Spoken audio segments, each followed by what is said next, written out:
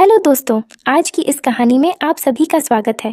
इस कहानी में मैं एक लड़के का रोल निभा रही हूँ। दोस्तों, यह कहानी उस समय की है जब मैं अपनी बहन के घर गया हुआ था। वह मेरी सगी बहन नहीं है, बल्कि मेरे ताऊ की बेटी है, जो कि रिश्ते में मेरी बहन ही लगती है। उस समय गर्मियों का मौसम था और जब मैं वहाँ गया तो मेरे जीजू घर पर नहीं थी। मेरी बहन मुझे अचानक वहाँ देखकर बहुत ही खुश हो गई। उसके बाद हम लोगों ने सभी के साथ बैठकर कोल्ड ड्रिंक वगैरह पी। फिर जब शाम हुई तब मेरी बहन ने मुझे कहा कि तुम और मैं एकदम पति पत्नी की तरह यहाँ पर रहेंगे। मुझे तो कुछ समझ नहीं आ रहा था कि मैं क्या करूं। मेरे मुंह से न तो ना निकल रही थी और न ही हाँ कहा जा रहा था, क्योंकि वह मुझे भी बहुत ही ज़्यादा अच्छी लगती है। आगे तो आप समझ सकते हैं। आगे जो कुछ भी हुआ वह मैं इस कहानी में आपको बताऊंगा। तो चलिए शुरू करते हैं। दोस्तों, मेरा नाम आलोक है और मेरी उम्र अभी 25 साल की है। मैं दिल्ली का रहने वाला हूँ। मैं घर पर ही पार्ट टाइम जॉब करता हूँ और घर पर रहकर सरकारी नौकरी की तैयारी भी कर रहा हूँ। मैं पढ़ने में ठीक ठाक हूँ, इसलिए घर के सभी लोग मेरी बात भी मानते हैं। मेरे घर में मम्मी पापा और मेरी एक बहन है। मेरी बहन मेरे ताऊ की बेटी है। मेरे ताऊ और ताई की मृत्यु एक सड़क हादसे में हो गई थी। तब से उनकी बेटी हमारे साथ ही रही है। मेरे पापा एक सरकारी नौकरी करते हैं और मम्मी घर का काम काज संभालती है और परिवार को संभालती है। पापा की सरकारी नौकरी की वजह से हमें कभी कोई भी दिक्कतों का सामना नहीं करना पड़ा था। मेरे पापा अच्छा खासा कमा लिया करते थे, जिससे हमारा गुजर बसर बहुत ही अच्छे तरीके से हो जाया करता था। मेरी बहन की शादी भी मेरे पापा ने ही करवाई थी, क्योंकि बचपन से ही पापा ने उसकी देखभाल किया था। मेरी बहन का नाम अमायरा है। मेरी बहन मुझसे काफ़ी बड़ी है। उनकी शादी एक अच्छे घराने में हुई थी और मेरे जीजा जी भी सरकारी नौकरी किया करते थे। वह जब भी ड्यूटी पर जाते थे तो बहुत ही ज़्यादा दिनों तक वहीं रहते थे। घर पर बिल्कुल भी नहीं आते थे, जिसकी वजह से मेरी बहन को अकेले ही रहना पड़ता था। दीदी की एक बेटी थी जो कि अब 20 साल की हो चुकी थी। उसका नाम पारुल है। पारुल घर में रहकर ही पढ़ाई करती है। मेरी दीदी का एक बेटा भी है। वो अभी बाहर रहकर पढ़ाई कर रहा है। एक बार की बात है, गर्मी का दिन था और धूप ऐसी थी कि जैसे आंखें ही जल जाएं। तब मुझे मालूम हुआ कि दीदी की तबीयत थोड़ी ख़राब है, तो पापा ने मुझे उनके यहाँ भेज दिया और मैं उनसे मिलने के लिए उनके घर गया। मैं उनके शहर आ गया और घर पहुंचकर मैंने दरवाजे की डोरबेल बजाई। दीदी की बेटी पारुल ने दरवाज़ा खोला। पारुल मुझे देखकर बहुत खुश हुई और मैं भी, क्योंकि मैं बहुत समय बाद उनके घर गया था।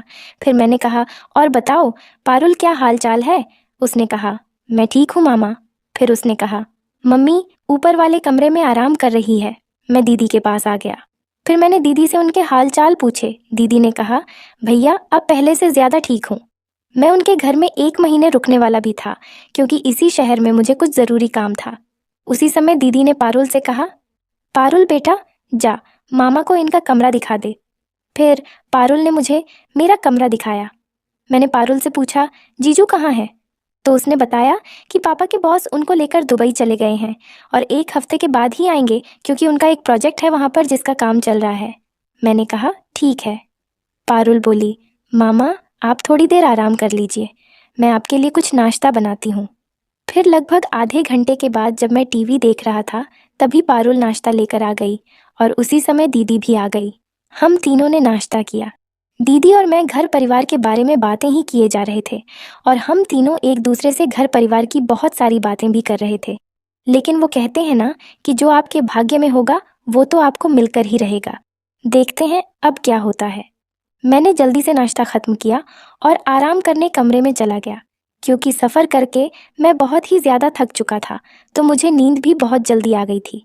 मैं शाम को 5 बजे उठा। उठकर फिर मैंने चाय पी ली। फिर मैंने नोटिस किया कि पारुल मेरी भांजी मुझे बोल रही थी।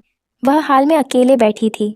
फिर मैं उसके पास गया और उसे कहा कि तुम अकेली क्यों बैठी हो, चलो बाहर घूम कर आते हैं।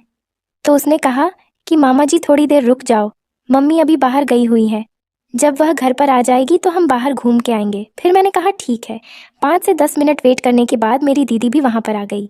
उसके बाद में मैंने उसे कहा कि चलो दीदी, हम सभी बाहर कहीं घूम कर आते हैं और कुछ खा पी कर भी आएंगे, क्योंकि बाहर का खाया पिए कई दिन हो गए हैं। तो मेरी दीदी ने कहा कि ठीक है चलो।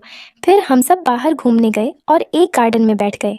थोड़ी देर तक गार्डन में बैठने के बाद मेरी भांजी ने मुझे कहा कि मामा जी मुझे आइसक्रीम खानी है। फिर मैं मार्केट में घूमते घूमते चला गया, तो वहाँ से मैंने आइसक्रीम ली और फिर वापस गार्डन में आ गया।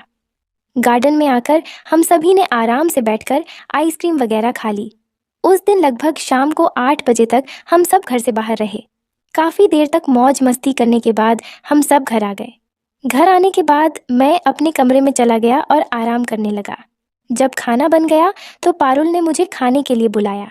हम तीनों ने फिर खाना खाया। फिर मैं और पारुल टीवी देखने लगे। दीदी ने घर का सारा काम निपटाया और वो भी टीवी देखने ही आ गई। टीवी पर बढ़ रही गर्मी की खबरें ही आ रही थीं तो मैं बोर हो गया और मैंने एक मूवी लगा दी। हम सब ने खूब बातें की। तभी दीदी ने कहा, बहुत दिन बाद आए हो भैया, तुझे हमारी याद नहीं आती क्या? मैंने कहा, याद तो बहुत आती है, पर आप अपने छोटे भाई को बुलाती कहाँ हो? हमें बातें करते करते बहुत देर हो गई थी। अब दीदी सोने चली गई। मैं और पारुल करीब 3 बजे तक टीवी देखते रहे। काफ़ी देर तक टीवी देखने के बाद फिर हम दोनों भी अपने अपने रूम में जाकर सो गए। अगले दिन मैं 8 बजे उठा। तब तक सब उठ चुके थे। दीदी मेरे रूम की सफाई कर रही थी। दीदी मुझे जगह देखकर बोली, उठ गए क्या? जब मैंने हाँ कहा तो मेरी दीदी ने मुझे कहा कि और सो लेते बाहर, तुम्हें कुछ काम थोड़ी है। मैं कुछ समझा नहीं। फिर दीदी बोली, गर्मी की वजह से सब गलियां सुनसान पड़ी हैं। सरकार का सख्त आदेश है कि बाहर नहीं निकलना। पुलिस किसी को भी 11 बजने के बाद घर से बाहर जाने नहीं दे रही। अब घर में ही रहना है। ये सब सुनकर एकदम से परेशान हो गया, लेकिन अगले ही पल मैं खुश भी हो गया। फिर मैं नहाने चला गया और जब नहा धोकर आया तो फिर नाश्ता किया। मैंने देखा कि आज दीदी कुछ ज़्यादा ही उदास लग रही थी, तो मैंने उनसे पूछा, दीदी आज आप इतने उदास क्यों हो? वो बोली, नहीं मैं उदास नहीं हूँ। तो मैंने कहा, झूठ मत बोलो, मैं आपको देखकर बता सकता हूँ कि आप खुश हैं या उदास हैं। इतने में ही दीदी बोली, अब मैं तुम्हें क्या बताऊँ, तुम्हारे जीजा जी को गए हुए करीब 2 महीने हो गई और वो अभी भी करीब 2 हफ्ते के बाद आएंगे। मैंने कहा, कोई बात नहीं, मैं हूं ना। उन्होंने कहा, अरे तू तो है, लेकिन तू मेरे पति की तरह थोड़ी रह सकता है, क्योंकि मैं तेरे जीजू के बगैर बहुत ही ज़्यादा बोर हो गई हूँ और घर में रह रहकर मैं बहुत ही उदास हो गई हूँ। इतना सुनकर मैंने कहा कि दीदी आप मुझे अपने पति की तरह ही समझिए, क्योंकि आपकी खुशी में ही मेरी खुशी है। उसके बाद दीदी भी मेरे साथ पति पत्नी की जैसे रहने के लिए राज़ी हो गई और आगे तो आप समझ सकते हैं